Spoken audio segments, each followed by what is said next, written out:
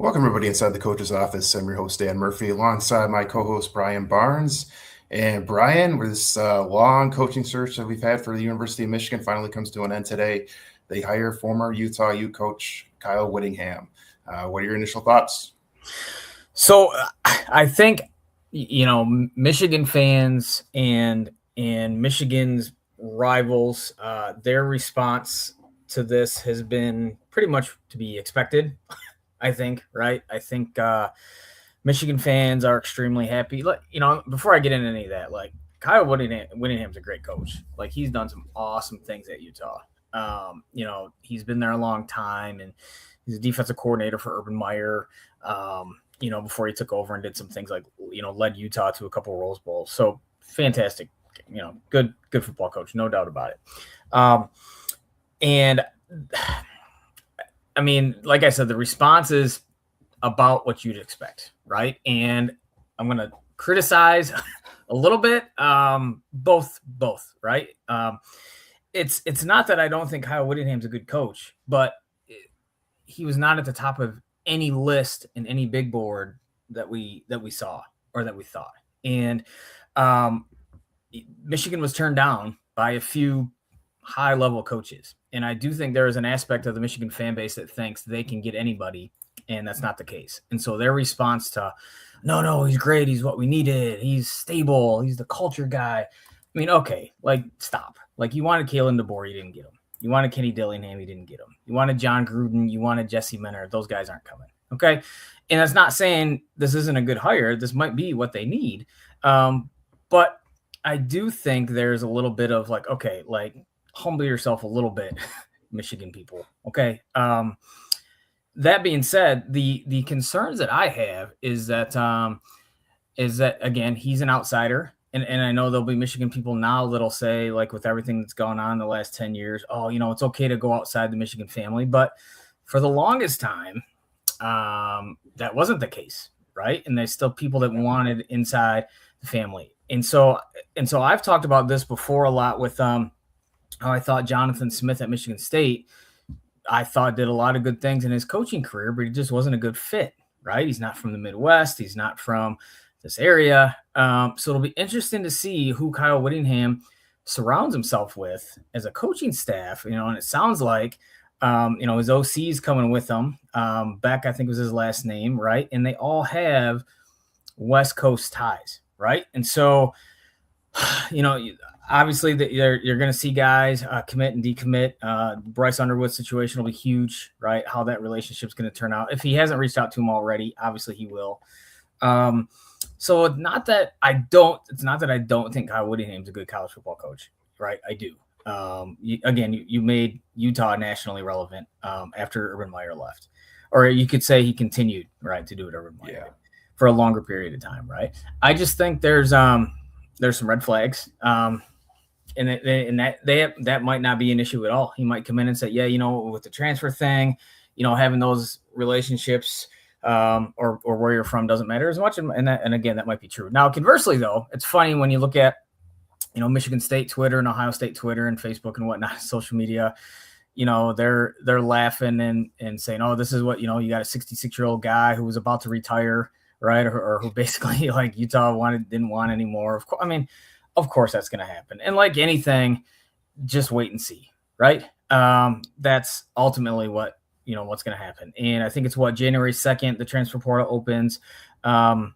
We'll see, right? We'll see how good or how quick things are going to be. Now, I don't get the sense, because again, the situation is similar to, and we've talked about this before, the entire Rich Rod situation, right? After Lloyd Carr leaves and whatnot, right? And I don't get the sense that there's a part of the Michigan family that is anti-Kyle Whittingham like they were with Rich Rod, right? There was still that segment that was split that they're just like, hey, we don't like his West Virginia twang and whatnot. And I don't get that sense yet. And at least we haven't seen as much, any comments or anything like that. So it'll be interesting to see how that all plays out because that is important to a lot of the Michigan fan base. But I think if he was at the top of their list from the get-go, right, fantastic hire.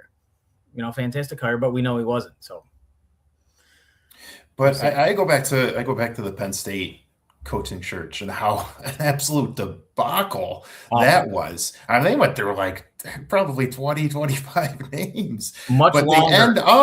they end up with Matt Campbell, who is a great hire. So at So the end of the day, whether the AD screws it up or it's not their top of guys on the list, or numerous guys turn them down, to me, it's like, did the guy that you hire, is it a good fit? And is it a guy that's going to help your program? And I think at the end of the day, for both Penn State and Michigan, they got guys that I think are going to improve their program and help their program going forward. Well, I think the big difference there is two big differences. It took Penn State forever. Oh yeah, they fired Franklin in the middle of the season. Yeah, like took forever to kind of like nail that down. And the second thing though is it's debatable if Matt Campbell is a step up from James Franklin. That's the difference, right? Where no matter who Michigan hired, pretty much no matter any one of those names, Dan, was a step up. So of course Michigan, they are going to celebrate. Yeah, great hire. We like it. Of course, they'd have said that about anybody. They'd have said that about any coach minus some D2 guy who's a GA somewhere is a step up from what they just dealt with. And so yeah, fantastic. Great. Well done. Like now it gets real. Like your main rival's about to win a back-to-back national championships in a week, right? Or wow. So, okay. Yeah. So we'll see. Right? Like, I just Brian, like I really like the hire as a Michigan fan because I've talked about it on our previous podcast, and we've talked about it. Like, they needed to get an adult in the room. They needed a leader who could step in immediately and be the guy. Like, the players are going to know he is the leader of this program. Mm-hmm. And his, resume speaks for itself. 21 years at Utah, the program that he built, the consistency that they had there.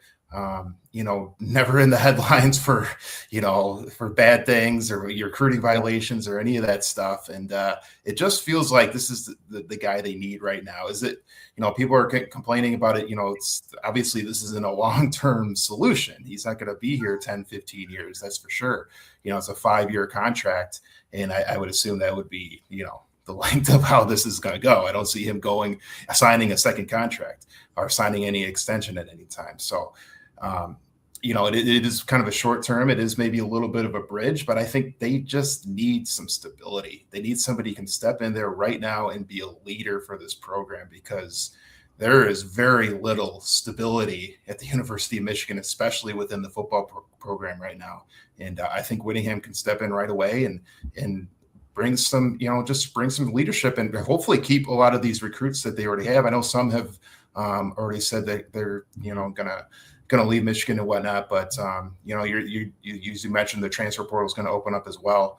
So you're hoping they can keep quite a few of the guys that they have on the roster, because this is a team that went 9-3 with all the chaos that they had within the coaching staff.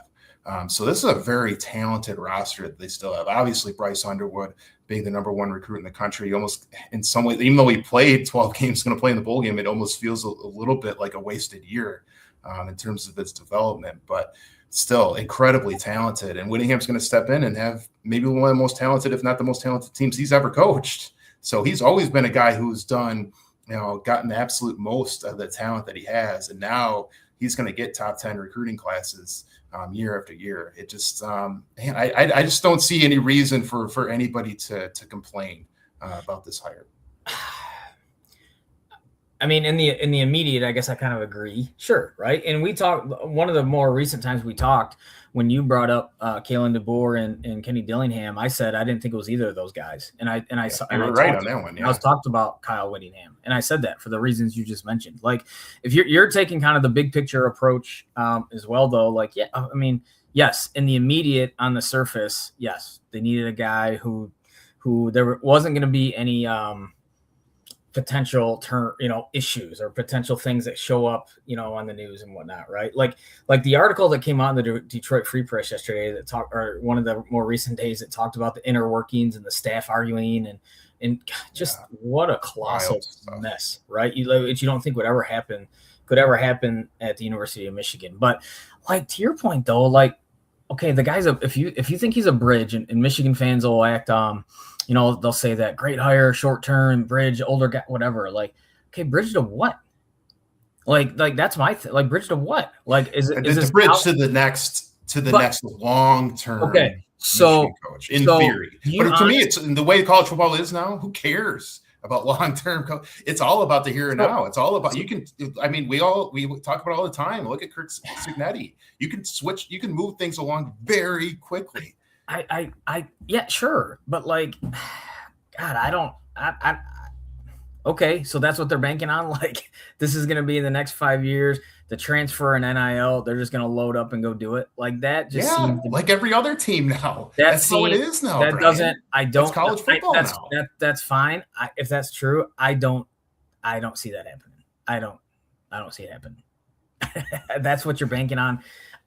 That's wild to me. Then you don't see them getting players in the transfer portal. Yeah, sure. Using all the NIL money that they I guess sure they will, but so is every other big team in the Big Ten, and so is every other team in Notre Dame and nationally. Like, okay, great. Like, I don't know. Just I don't like the bridge part of it because it's weird. I don't. And again, maybe that's how we talked about we're boomers and whatever. And I thought this was kind of funny on my personal page, one of my social media pages, when I said you and I are going to be talking about this today, other than my sister who thinks she's hilarious and says, she's getting her popcorn ready for this conversation, which she doesn't care. One of our coaching buddies, Coach Teeks, big Ohio State guy, lives in the Toledo area. He's like an amazing hire. So, I don't know if that's reflective of the entire Ohio State fan base, but I sense his sarcasm is my point. I wonder if they're all extremely fired up about the hire. I don't know because of his Urban Meyer ties. Urban Meyer has come out and said that Whittingham's the best coach in America. I don't know. Maybe Ohio State fans are. I mean, Ohio State fans have watched Sharon Moore coach Michigan the last 2 years. So, you wonder, this is an upgrade. And as you said, as you started off this whole thing, anybody that they hired, any of the names that were being thrown around was going to be an upgrade. But we were 9-3 with how bad that coaching situation was. They were 9-3. No doubt in my mind that it's an upgrade. Of course, we've said that and we've established that. Okay, but maybe. Did they have an inkling that he was going to be that he was stepping down from Utah? Okay, they had to have, because if not, how is he not at the top of the list then? If this is the home run A+ hire, maybe he was. Maybe he was. Maybe he could have been second, and DeBoer was one. And then once they realized DeBoer was not going to happen, they went to Whittingham. Maybe it just usually where there's smoke.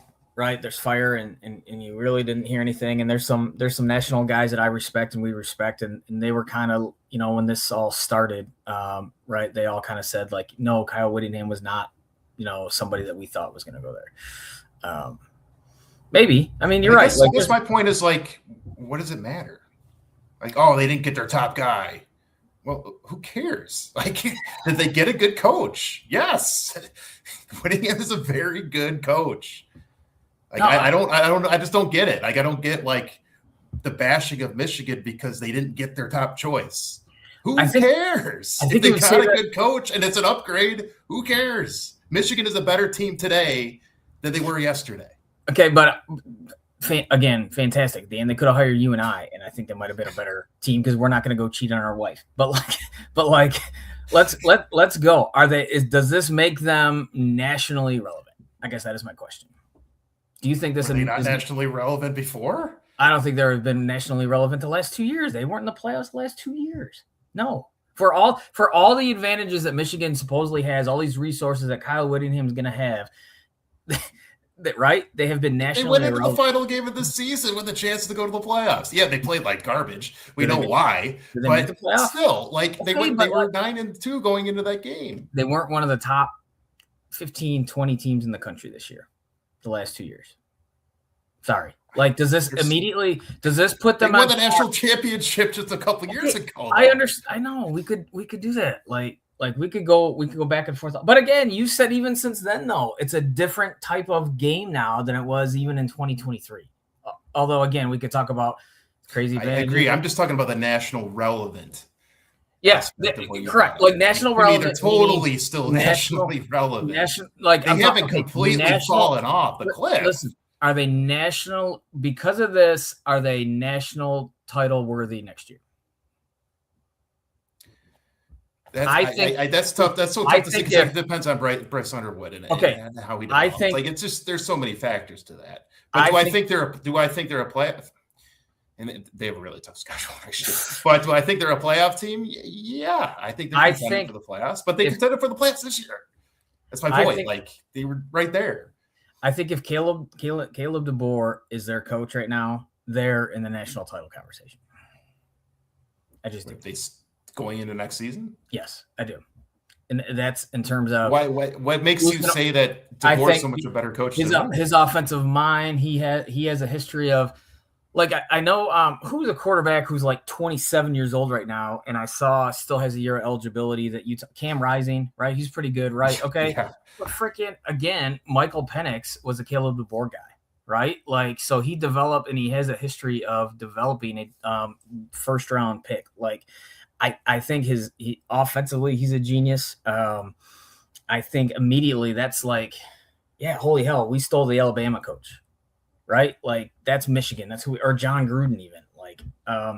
Those names to me, that's crap. That's just headline grabbing. I don't care about the headlines. Whittingham coaches Utah. The style that they play is the style that Michigan wants to be. Running the football, playing the tough, hard-nosed, dominant defense. That's Michigan football. It's always been Michigan football. That's what Whittingham is going to bring. And people say, well, it's not a Michigan man. I don't care if it's not a Michigan man. I just want that style. That's the style of Michigan football. DeBoer doesn't play that type of style. But you're also the typical old school, hey, Michigan man. That sounds like the typical Michigan man. But I just saw them win a national title a couple of years ago. I know that it's different now with NIL and transfer portal, but you could still win that way. You could still win that way with dominant defense and running the ball. Of course you can. But you could have done that with again. There's a lot of coaches that you could say they could have done that with Sharon Moore. Obviously, they couldn't. Theoretically, I don't know. I still go back to this. If he's everything now that you Michigan fans think he is, why wasn't he the number one choice from the get-go? As soon as this happened, everybody's like, all right, man, we're getting on the horn with Utah right now because we want Kyle Whittingham because of his style, because of his credibility, all this stuff. That's all I want to know. Why wasn't he at the top of the list? I don't know.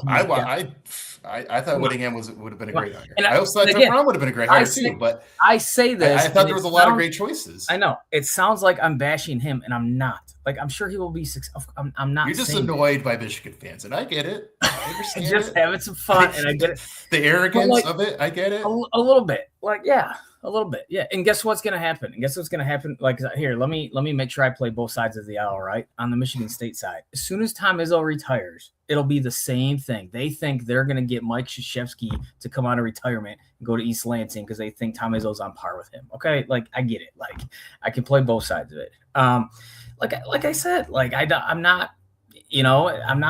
a Kyle Whittingham hater. I think it's great. I just think Michigan's going to act like, oh, no, we're still Michigan, and this is the type of guy we wanted from the get-go. Well, you got turned down by how many, right? If that's the case and you're Michigan and you can get anybody, obviously not, right?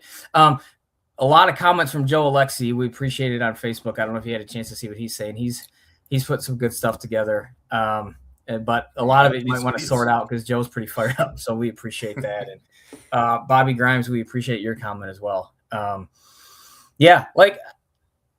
Again, not a hater. It'll be interesting to see if this is this going to be a Michigan can recruit itself type of hire again too, right? Because I go back to that, I talked about not having the Midwest ties necessarily.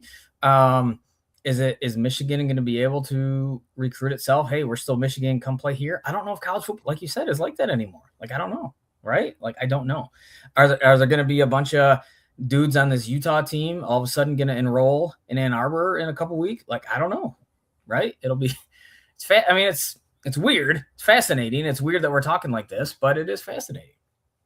Well, Then our man Angelo, I'm hating. Heck yeah, man. Yeah, you're always hating on Michigan. This is great. Yes, that's the way it goes. The arrogant. I'll give credit. I'm surprised that I think you're letting the Michigan fans and the Michigan arrogance cloud your judgment a little bit, or cloud your take on this coaching hire. Because I figured Kyle Whittingham was your type of guy, man. This seems like a great hire. I figured you'd be all about this. I can't say it enough that like I don't have issue with him, Kyle Whittingham. I think he's a good football coach. I've said that. Like I think he's a good football coach. Like Hall of Fame caliber football coach, right? Like no doubt about it. I just sometimes think it's funny when like you see the comments like, oh yeah, this is awesome, this is great, this is, but like you weren't saying that 2 weeks ago. Like there weren't people going crazy for. Well, I mean, we were saying it, but we were saying it would be a good hire.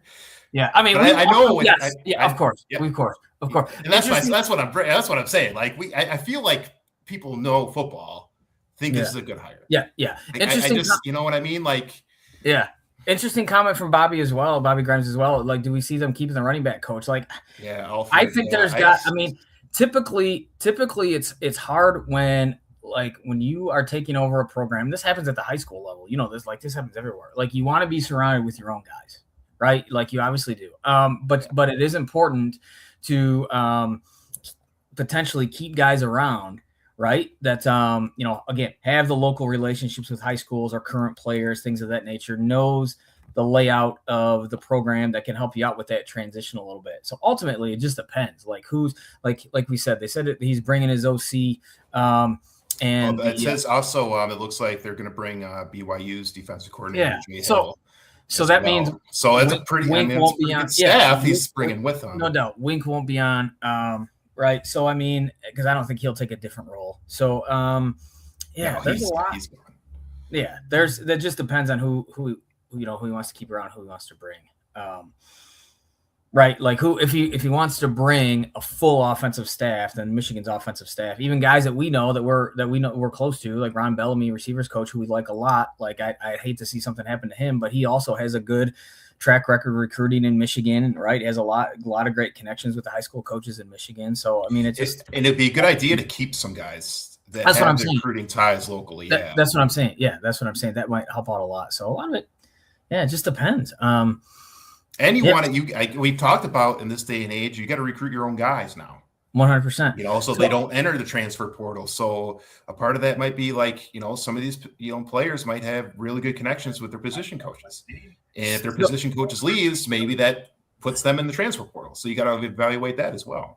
Like I said, I'm certain they've talked to Bryce Underwood already. Like had to have. Oh yeah. Right? Yeah. Had to have, and had conversations and had to have, and like how they envision him and his role in their scheme. Yeah, talking about Underwood, Steve Dace from Michigan podcast put this up and just talked about how Whittingham's had, 3 3,000-yard passing seasons in the last 7 years. Michigan's only had 3 in the history of the program, which tells you that the passing game can be pretty developed under Whittingham's system. So if you're Underwood, you got to be feeling pretty good about things, I would think. Like you think you got a pretty good coaching staff coming in, and they're going to be able to develop you and get you ready for the NFL. Yeah, like part of that is like, okay, schematically, Michigan's never been a wing it around offense, though. No, right? that's don't kid yourself, right? And football has been played a little bit differently out on the West Coast and in the Pac-12, whatever, and back then. So I mean, yes, for sure, I get that, but like, it'll be interesting to see his scheme now. Like he's coaching in the Big Ten, right? And he's going up against Ohio State and Penn State and Indiana now, right? And so it's gonna be a little bit different. We'll see. But again, this is just true. Whoever they hired, it's gonna be an upgrade. It was gonna be an upgrade. They're always gonna have talent. Okay. To me, ultimately, what it comes down to is, will they be able to stay now that national elite level? Will they be able to consistently, again, beat Ohio State, go to the playoff? Will they be able to beat Indiana, go to the playoff, right? There's still – I mean, it's like you mentioned this earlier in a text, like, and there's some truth to this too, right? So like with what Michigan State has dealt with since the Mel Tucker situation, and Jonathan Smith didn't seem like a bad guy. Again, to us, he just seemed not a good fit. And what Michigan was just dealing with, both programs, Michigan and Michigan State, on that level, because I'm sure there are Michigan State people, it's the same thing. Like, was Pat Fitzgerald at the top of their list? I don't know, right? It kind of seemed like he was, though. Yeah, that was pretty quick. Right. But they both have guys that seem to be program culture type guys, right? In the immediate, at the very least. Which is what they both need right now. And how soon that translates to wins, I don't know. But I know, like, I think both schools feel good about that. And to your point, you mentioned this earlier, though. Like Michigan has a bigger problem in their entire athletic department, though, right? You know what I'm saying?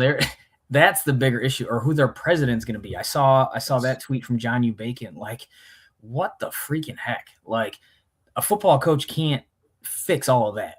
Do you know what I'm saying? Like, as important as that position is in a school's bureaucracy, right? But like, no, like there are some deep rooted issues there. That's the documentary I can't wait to see. That really gets deep into all that stuff, because my theory, we've talked about this in the past, but my theory was always that, Jim Harbaugh's back was against the wall and he took a huge pay cut, and it was win or you're fired, basically. Yeah. And his whole legacy was going to be tarnished. How Michigan fans, viewed him long term was going to be tarnished. And they made that decision. It's my belief they made a decision to get down in the mud, to compete with Ohio State and to compete with those SEC teams, and win or die trying. And it's just an unbelievable quote, because it's exactly what happened, man. Like, they won the national title, but at what cost? Because, man, did they just, the scandal after scandal after scandal. Yep. And somehow they were able to escape with the national title, and it's not vacated.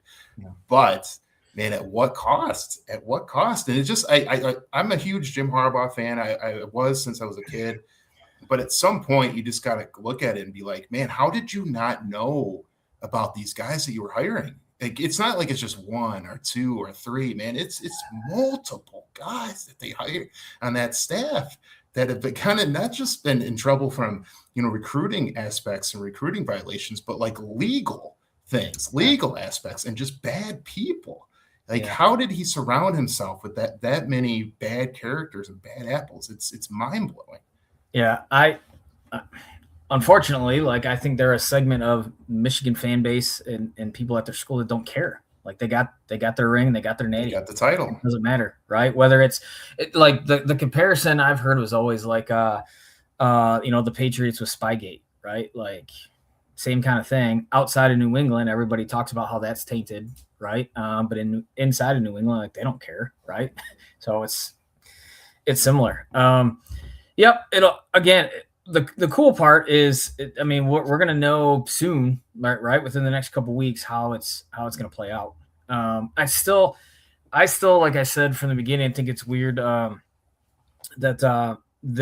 this hiring is right in the middle. Like I think Michigan now is in Florida getting ready for Texas.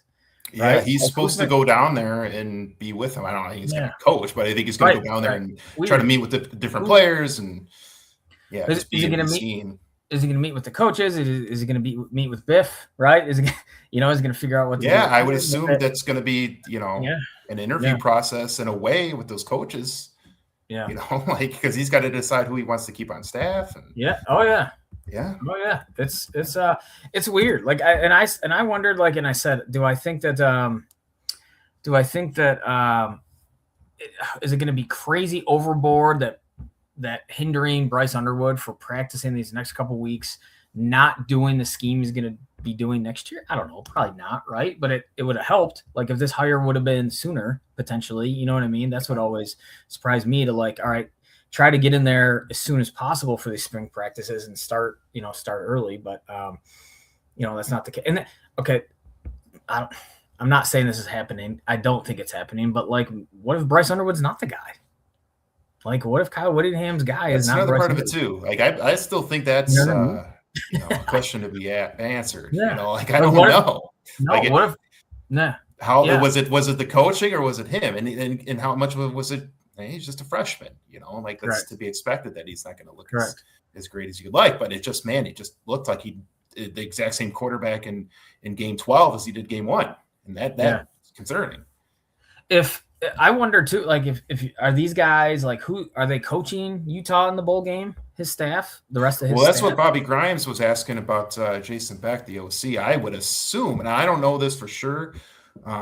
Maybe something's come out recently, but I would assume he would still coach Utah because Whittingham basically retired. Like he stepped away. Like I would assume these coaches are going to coach in Utah's bowl game and then transition as they will based on who Whittingham wants to bring along.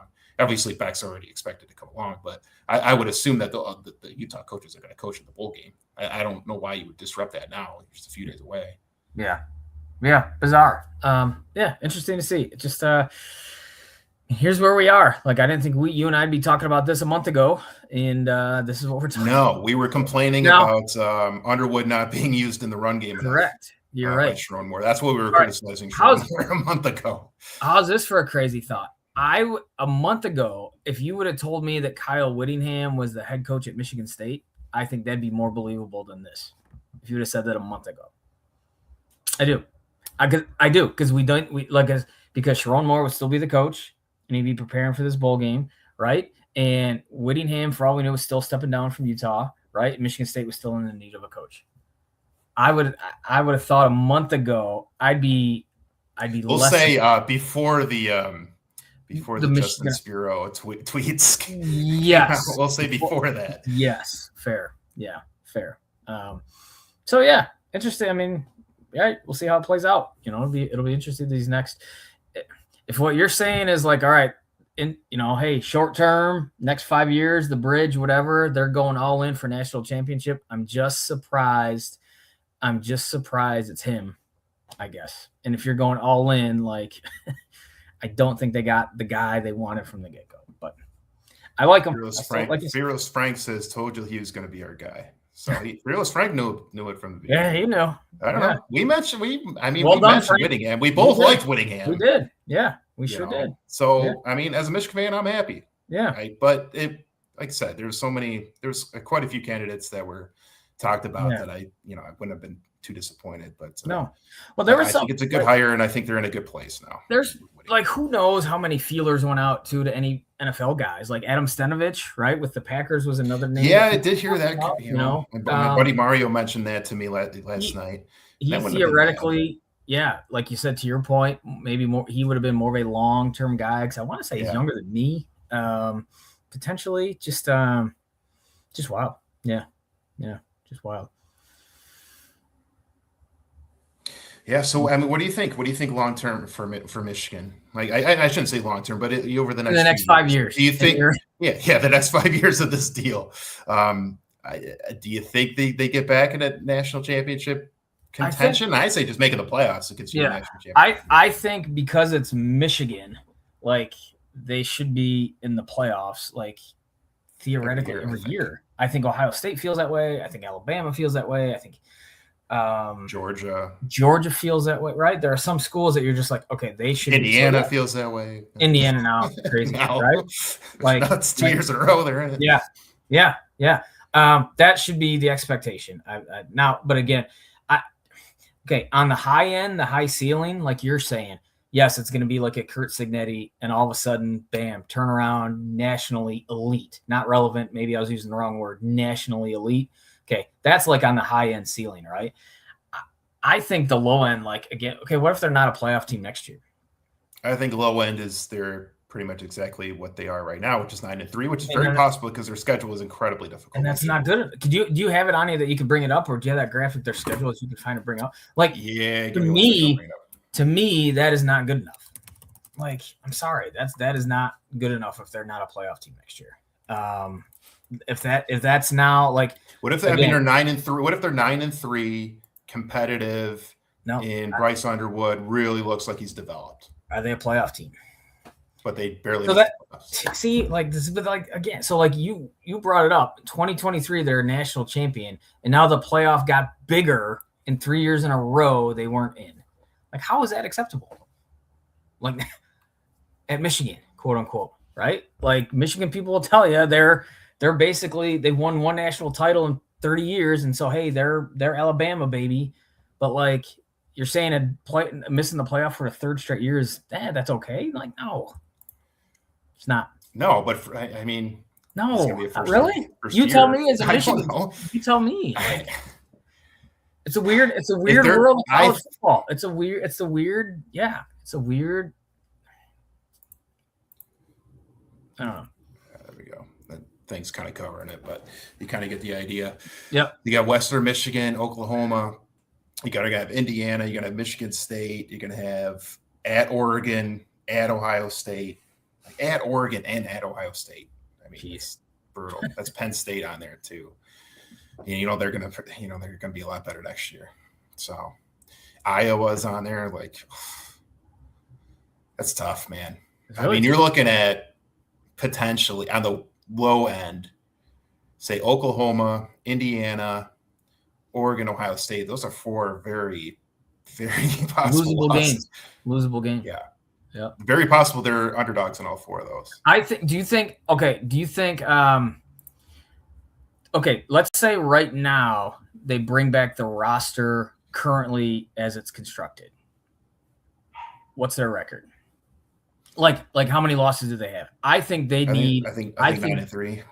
Okay, at the minimum. Yeah. That's where I think they're going to be again because of their schedule. So it is a big free agency period this next month. It really is. If they want to be a playoff team, they have to improve significantly at some spots, right? Like as we've talked about, they need to get no Doug. Oh, there's our buddy Doug Vincent, undefeated in a natty. Feels like it to me. So that's they got to get great quarterback play. I'm sorry, because Julian Sayin is still in Columbus, Ohio. Right. You know what I mean? So yeah, they have to get better. They just have to get better if that's the case.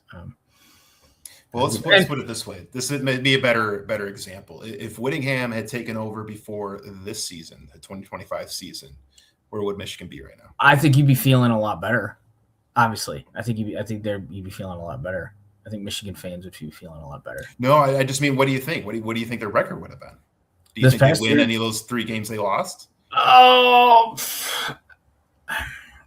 I mean, you still have a young Bryce going to Oklahoma. That's a tough situation for any coach. At USC. Then, you know what I mean? At USC, yeah. No, but you'd probably finish the same. You'd probably feel better about them, but you think still probably end up with the same record. I think your program stability, knowing what we know now, not just Sharon Moore relationship stuff, but what we know now, like in the back offices and the coaching meetings and stuff like that. I think you feel better from a program perspective. I think the Michigan people feel a lot better about where things are going with that, right? I don't think they barely beat Northwestern. You know what I mean? Things like that. Right. I just think the overall record though would have been the same. I think, and that's kind of my point with next year. It's like they might finish 9-3 and have the same record. Correct. But you're going to probably feel a whole hell of a lot better about where the program is at the end of a 9-3 record next year. Which just again, you call me a hater, call me what you want, fine. But really, they won a national title in 2023 and have the number 1 ranked quarterback in the country coming out of high school in the 3rd year in a row, 9-3 or 8-5, whatever, 9-3, 9-3, and you're like, gosh, we at least feel good though. Really? I'm just saying you feel better about where the program is. Yeah, because you're developing a young quarterback. God, okay. All true. I just can't believe I'm hearing Michigan people admit to that. That's not Michigan. That's me. Okay, I'm different, but not your typical University of Michigan fan. They think it's national championship or bust every single season. I don't think it's that way. They've only won 2 in my lifetime. I don't view it that way. Yeah. I mean, to your point, that's That's true. I mean, like Indiana probably will take a step back next year, I would think. But again, maybe now that they just had the Heisman Trophy winner, now a portal quarterback is going to be like, hey, here we go. I can go to Indiana then, right? Like that's the thing. Yeah, They're gonna reload kill it in the portal right? every year. Well, and plus, all these kids they're going to want to play for Signetti now, man. So you know what? True. So you know what's funny when you mentioned Bryce Underwood. Like my immediate thought too was like, okay, like I know this is so stupid, but I know there's no salary cap in college football, NIL, whatever, right? But it made me think of Jared Goff's cap hit next year, which is $70 million. I'm like, yeah, Bryce Underwood's cap hit, like he's easier to like, just so weird. Like I wonder, it's a different world. It's a different world. It's pros. It's a pro game. Yes, like again, student athlete. Don't give me that nonsense. Yeah, it's all They're pros. Wow. I mean, they're getting paid. They're pros. Wow. Like I don't want to. The other represented by the university. Right. It's a marketing tool for the university. No doubt. The last thing my last opinion about Kyle Whittingham is this. Again, I like him. I'm cool with him. No issues. I'm sure he'll do a good job at the University of Michigan. But if you're a Michigan fan watching this and listening to this, please don't say, well, it could have been worse. Like, no, it couldn't have. Like, I'm sorry. Like, no. Like, any of those names that were mentioned, like, it could be a coordinator. No. Everything was going to be, it could have been worse. No, it couldn't. Like, stop. Like, you just want them to admit it for what it was. He wasn't the first choice, probably wasn't the second choice. But again, you could also, at the end of the day, you could say this was a good hire. Be pleased with good coach. For sure. Yep, for sure. I mean, I'm gonna I was gonna make a Nick Saban reference to Michigan State. I don't know if he was their number one choice from the beginning either, but when he went to Michigan State. But I won't go there. And somebody commented, I don't remember who it was, but somebody commented, because I said great hire when I posted, this picture. And somebody said, quote, great hire, unquote. I don't even know this guy's name, or I've never even heard of this guy.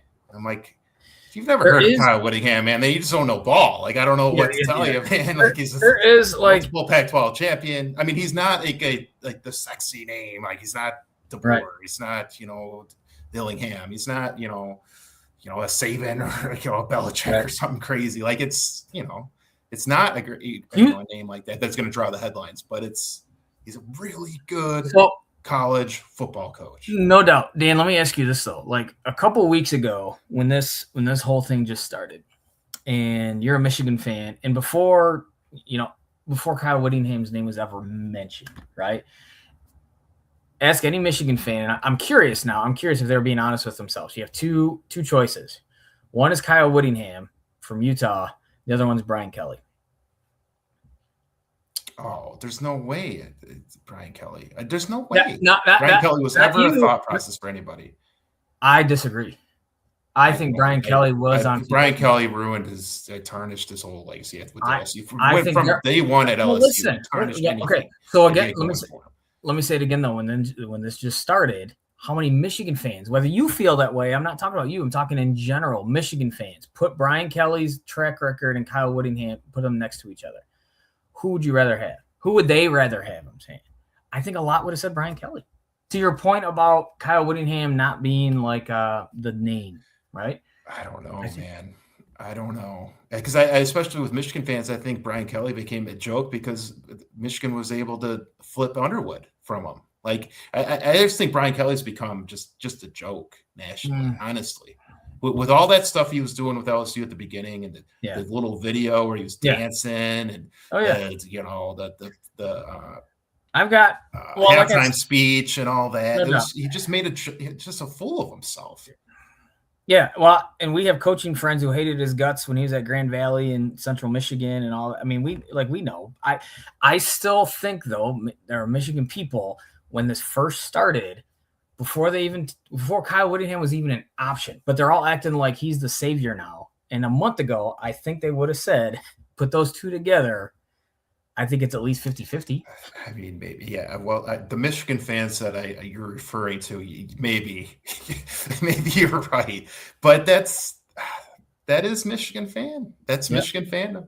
You know, they're gonna spin it. to be the best, look possible. But but part of that's being a fan too, man. Yeah.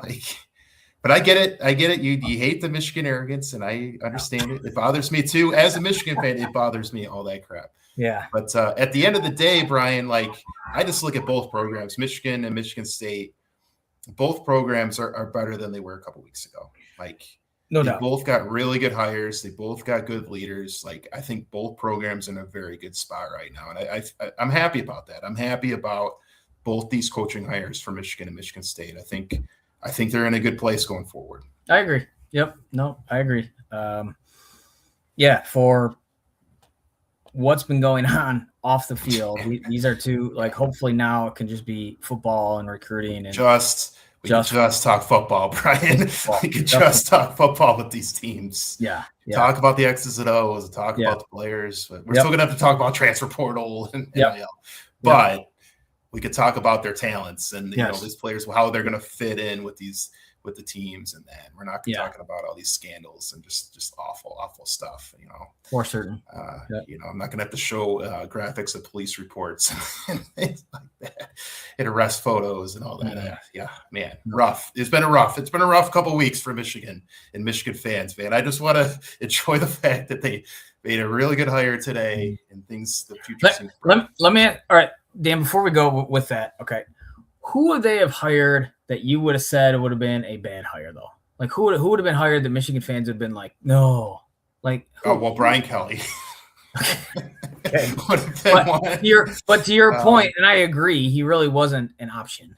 I'm not saying no, he wasn't. No, I get what you're trying to say, but yes, if you're going to say if there was somebody that could have been possible, potentially just based on their track record, it would have been Brian Kelly. Yeah, Tommy Rees. Who's coaching with the Broncos, right? Who used to be the OC at Alabama. I would say this, Brian. I didn't want anybody that hasn't been a head coach. I think they needed somebody that, like I said, could come in and be just the leader, immediately, day one. You look at him, he is the leader of the program. Kyle Whittingham is the University of Michigan head coach. He is the leader of the Wolverines. No question. You feel good about it. I think the players are going to feel good about it. I think he's going to have a really good coaching staff. I think the Michigan fan base, whether they're going to, overextend on it or whatnot, but I think everybody feels good about where Michigan football is at right now. Yep, no doubt. And at the end of the day, that's all that matters. Whether it was the first choice, second choice, third choice, 10th choice. Yeah. At the end of the day, they made a good hire, and they're in a good spot right now. Well, there you go. Fair enough. It's the charade is over. They got their guy, and we'll go from here. Move on. We can move on, and hopefully he's open to having people come watch spring practice so we can go watch. That would be cool. Yes, we would love to. We would love to go watch. We would love to go watch spring practice, and that goes for really all the programs: Michigan State, Western, Central, Eastern. Yep. Yeah, we'll put that out there to the universe right now. We're more than Michigan sports and entertainment. Coach Barnes and myself, we'd love to come cover spring practice. So, but we can wrap it up with that, Brian, and we'll let people know this Sunday. So Roger Castillo was unable to make it last week, just some issues that came up, but he's going to be able to join us this Sunday and talk some Tiger baseball. So we're really excited about that. Just really incredible source for Tigers prospects and Tigers minor leagues. He runs a Tiger minor league report and does a phenomenal job there, and has been covering the minor leagues for quite a while. So with where the Tigers are at with their prospects and their development, and seemingly the way they're going to run their franchise going forward, very few people that I would love to talk to more than Roger Castillo. So that's going to be a great interview this Sunday. So we'll be back this Sunday at 8 p.m. Like I said, we'll have Roger Castillo on, and then we're also going to talk some Lions because we gotta get into them.